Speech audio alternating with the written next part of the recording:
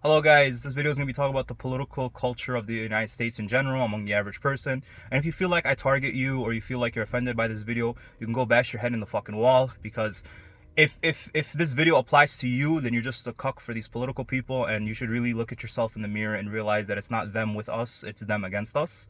But let's get right into it.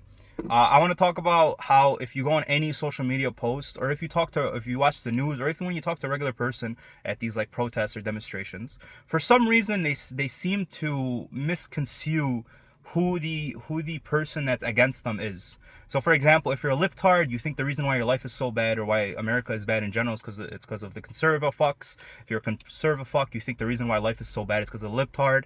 And basically they use the same form of argument, just different keywords. Like the conservative fuck will be like, oh, this is what happens when you have liberal and socialist policies in charge.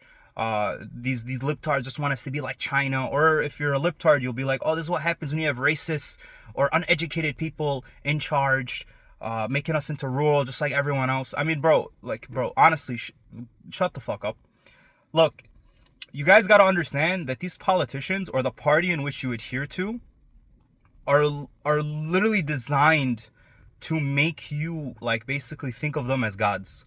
All right, to make you think they're untouchable, to make you think that these people are for you, when in reality you can literally check the donations of each side. All this stuff is public information, and if you took more than 20 minutes of your life to research this, you can literally check that almost every single politician who's in the Senate or in the House is almost funded by the same fuckers.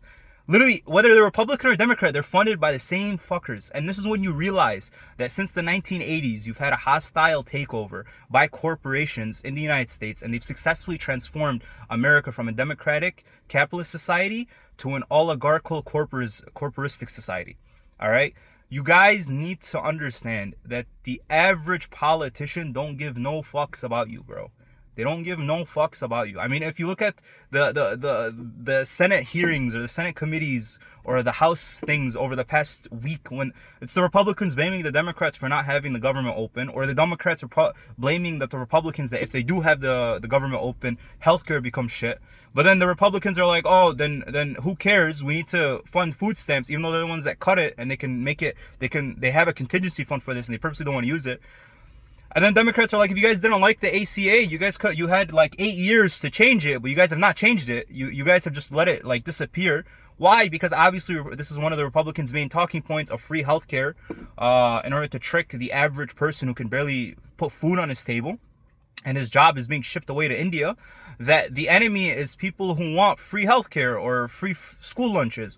When in reality, almost every single civilized nation in Western Europe, and Canada and North America, for example, have successfully created a system where you have free healthcare and you have all these social services without this communistic society that for some reason Republicans always use as a crutch.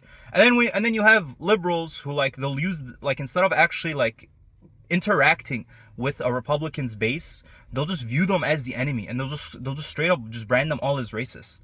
Like, bro, you guys gotta understand, these are regular people who just feel like Democrats don't give a shit about them. They feel like they feel like they're entitled and all that stuff. But this is the problem. Then they go into their camp, and then the guy who's in charge of their camp, who's their governor, who's their senator, who's their house member, they'll say a lot of shit. They'll talk a good talk, and these people fall for it. Whatever camp you are, you fall for it. You become a cuck to these political parties. Bro, you guys gotta stop this, man. You guys gotta stop this.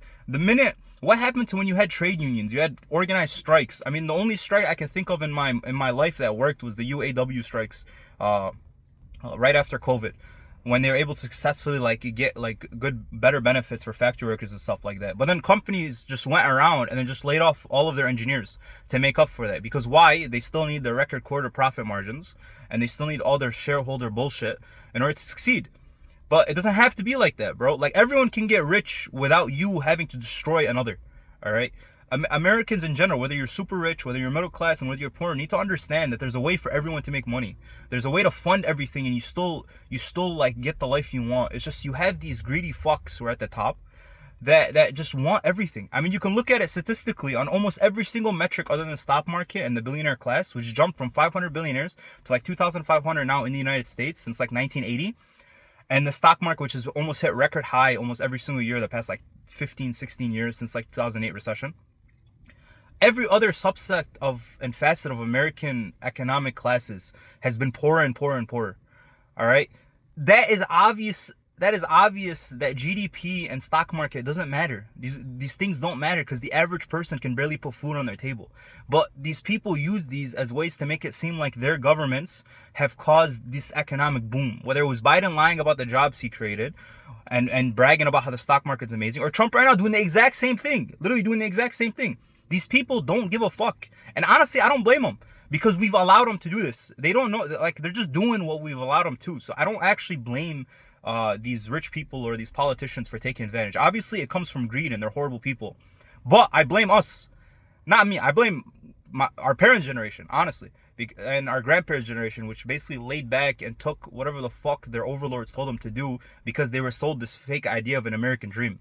The problem is we don't have the ability to make our own American dream, other than a small people that got lucky during the crypto shit. Other than that, it's almost impossible to work your way up because of the massive amounts of debt you find yourself in, where the average dollar is not worth what it was in the 90s and 80s, but the wages have been almost literally the same.